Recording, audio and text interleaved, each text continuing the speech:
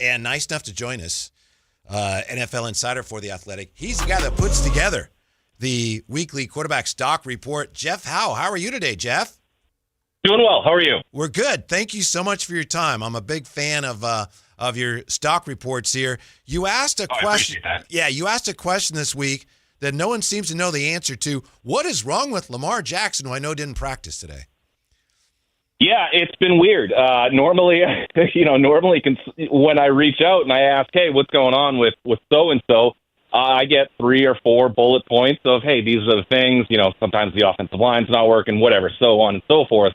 With Lamar, it's like we're just not seeing it. And nobody really wants to put it all on Lamar. I mean, there's no way he all of a sudden forgot how to play the game. But, what's going on beside the injury? He came back from the hamstring, 3 games off, lit up the Dolphins. But since then, he's been in one of the worst statistical funks of his career, a lack of urgency as a runner. But how much of that is injury related?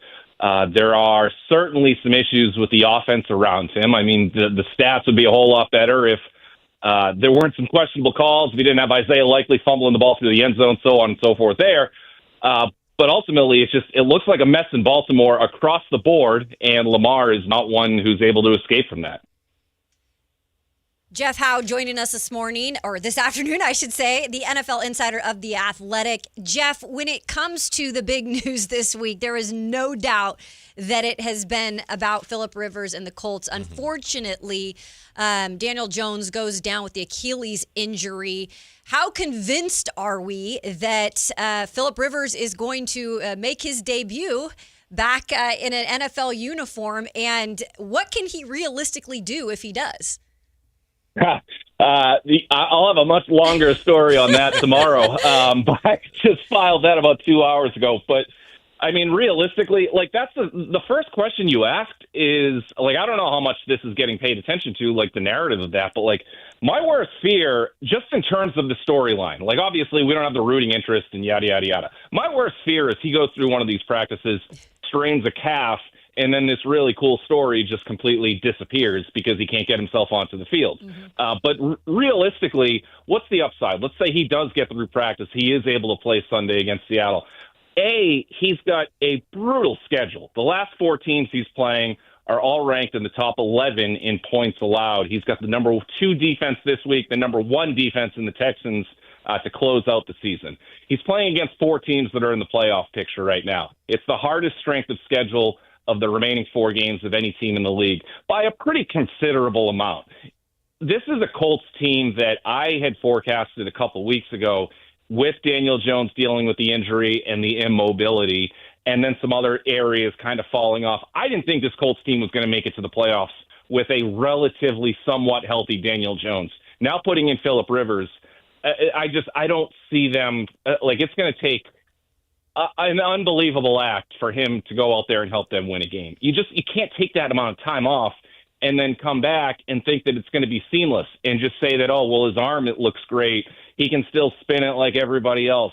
Yeah, you know what? I've played catch with backup quarterbacks who have been retired for 20 years. They can still throw the ball a hell of a lot harder than I can, too.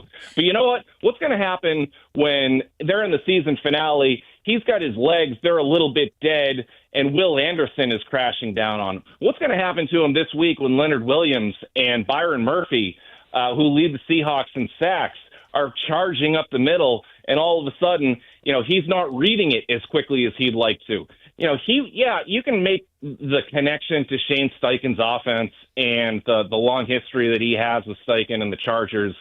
But the defense, look at the defenses and the way they've evolved over the last 5 years. And it's not like Steichen's system is exactly the same as it was 5 years. I mean, I talk to offensive coordinators all the time who are like, my offense isn't the same as it was last year. Sean McVay changes his system year over year. So things have changed. It's not anywhere near as simple as I think the Hollywood Disney-style script wants it to be. But, hey, you know what? I just hope we can get through the week of practice and we can actually see this thing play. I hope he proves me wrong. I sincerely do. Yeah, it's Jeff Howe from The Athletic. Yeah, the report right now on ESPN as I'm looking at the screen, Phillip Rivers could start Sunday at Seahawks. Jeff, what does he have to do to make it into the top 15 of the quarterback stock report?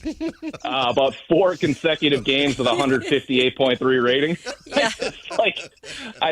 If we knew this was going to happen by print on Monday, he'd probably be 32, quite frankly. Oh, but Jeff, real fast to stay there. Last week you had wrote a piece about NFL teams wanting quarterbacks to skip the draft and stay in college, and now, of course, with the D. Moore situation in Oregon, I'm a stickler for the NFL giving new talent, new quarterbacks that we haven't seen an opportunity. Just your thoughts on the piece that you wrote. Yeah, and I was pretty interested in pursuing that, and a lot of it is okay, well, this might sound obvious, but you just want to hear people say it. You look at this draft class, and Mendoza has kind of started to distinguish himself. He is by no stretch locked into QB1, but he's kind of starting to distinguish himself. Dante Moore is a guy who, if Oregon all of a sudden has some success, if he's able to play well in the playoff and he wants to declare, his potential is so high that there are absolutely teams that would consider taking him at number one, if not QB1, wherever that happens to be. And then you look, Ty Simpson has kind of fallen off a little bit in recent weeks, so he's going to need a massive playoff to really improve his stock. But you look at a crop of quarterbacks who were expected, just because by the sheer volume of talented guys who were going into this college football season, that's why everybody was so excited. But really, across the board, they have not had the development that everybody kind of wanted them to see.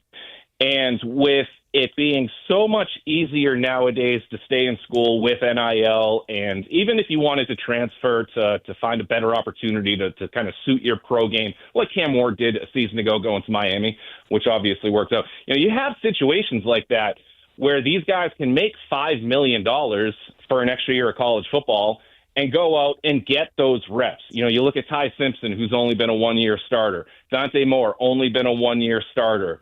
Mendoza kind of came into his own a little more in a new offense at Indiana this year and showed some new things. But if you get Simpson coming back, if you get Dante Moore coming back, and they're able to get some evaluation from the NFL, hey, what do I need to do to be a first-round pick or whatever? They're going to give you that honest feedback. And then you take that to your head coach and your offensive coordinator, and you say, I want to be better at these three things. Those guys are going to help you do that. They want to make sure that they can help you get to the NFL level, get to the next step at the NFL level and improve your draft stock, because that's only going to help them with future recruits, future transfer portal guys.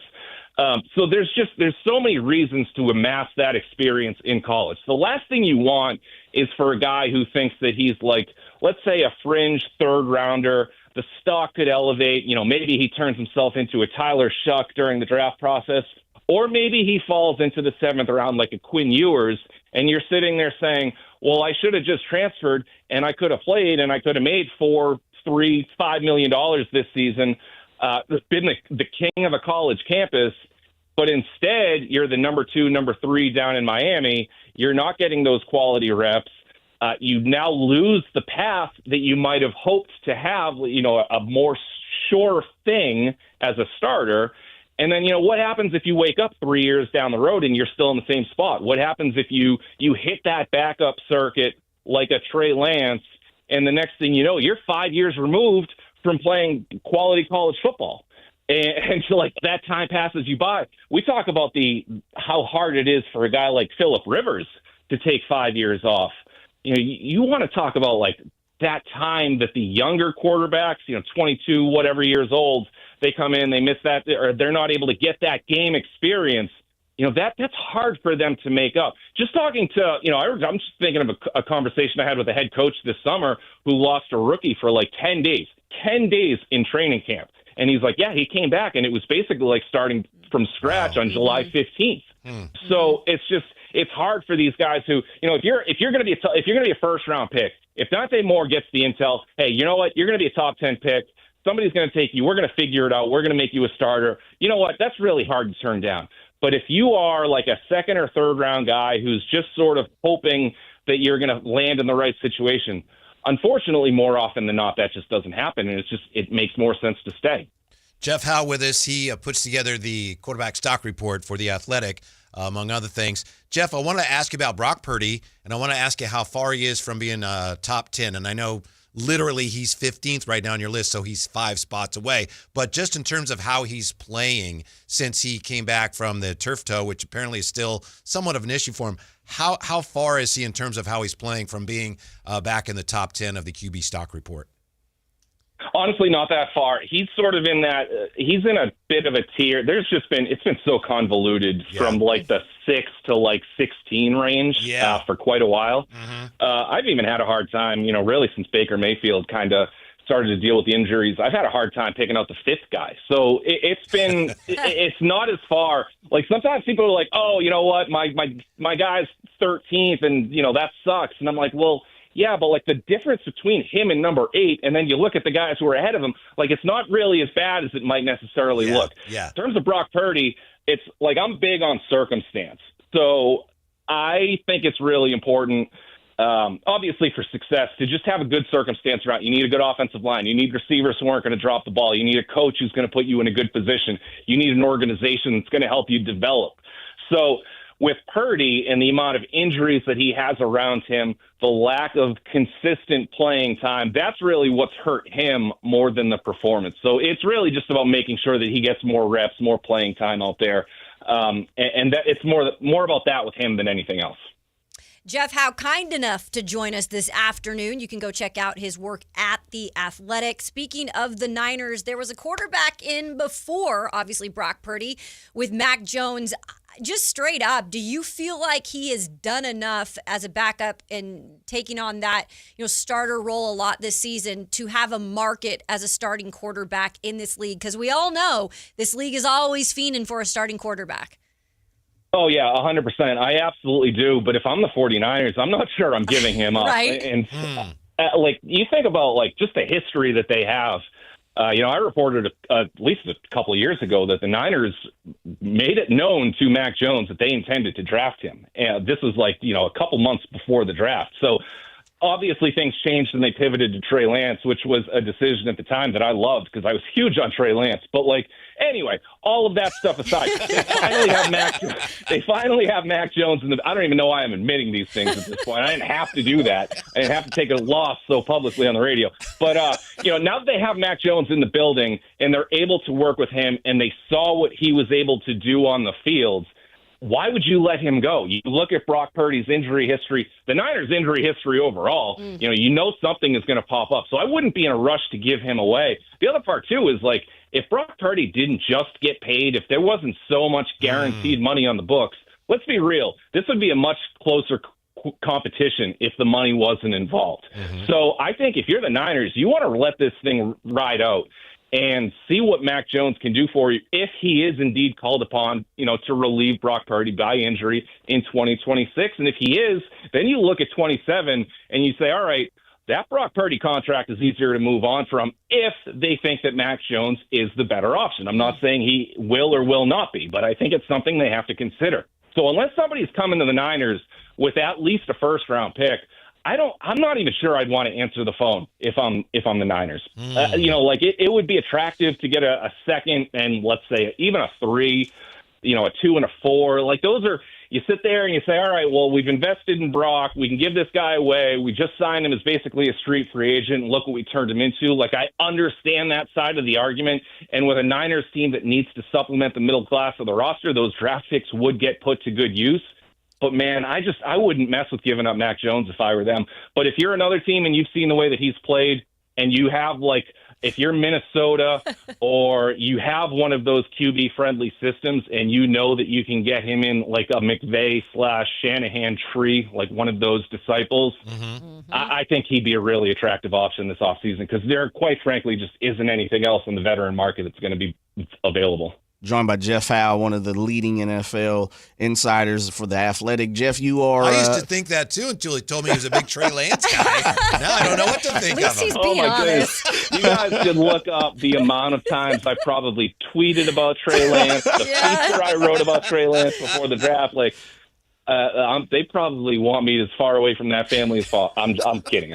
Jeff, it ain't over, man. I was so high. Like, I just covered the Patriots before the 21 draft. I hadn't moved into my NFL, and I was pounding the table. I'm like, the Patriots need to trade up for Trey Lance. Don't stay at 15. Go get your guy.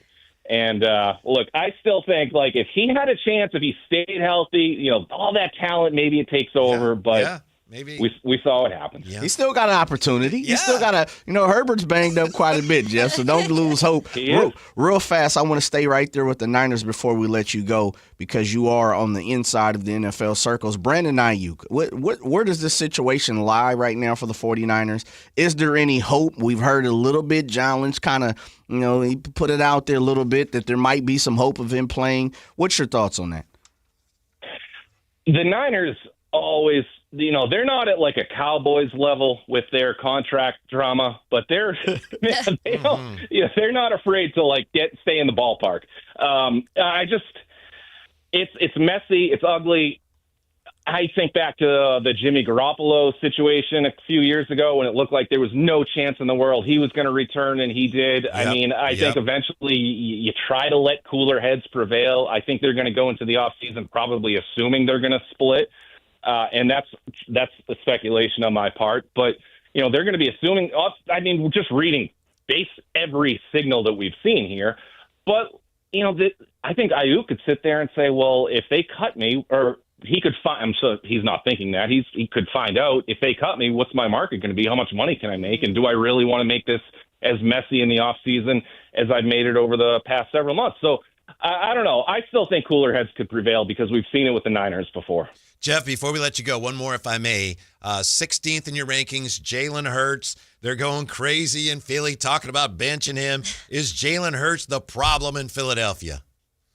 No, that's a team with widespread problems. And I've had him it pains me to have him that low because I really liked Hurts. The intangibles, the leadership, the things that he's able to do for that offense. There's a lot of drama there. Something is not right. The big thing with me for the Eagles, the offensive line isn't nearly as dominant as it was last season or has been for most of the last decade. They don't create the running lanes for Saquon that they did a season ago. That's kind of taken some of it's put a lot more pressure on the passing game. They're not a drop back passing type of team. So when they're forced to abandon the run and get into that gives them a lot of trouble. Mm-hmm. So they've lost their identity on the offensive line, and it's caused so many issues around them. So with Hurts, that kind of goes into he's a product of the circumstance around him, and right now it's just not great. And again, I'm not taking the blame off of Hurts. Like, he's got to play better. He hasn't been great either. But it's just such a mess around him. Jeff Howe from The Athletic. Thank you, Jeff. As I said, big fan. We appreciate it. We'll talk to you soon. Hey, I look forward to coming back for the Trey Lance 4-hour special. You got it. You'll be the first guy we'll call. Yeah. First guy we'll book. Thank you. Thanks, Jeff. Jeff Howe. He was talking about Mac Jones. And it sounds like, Kayla,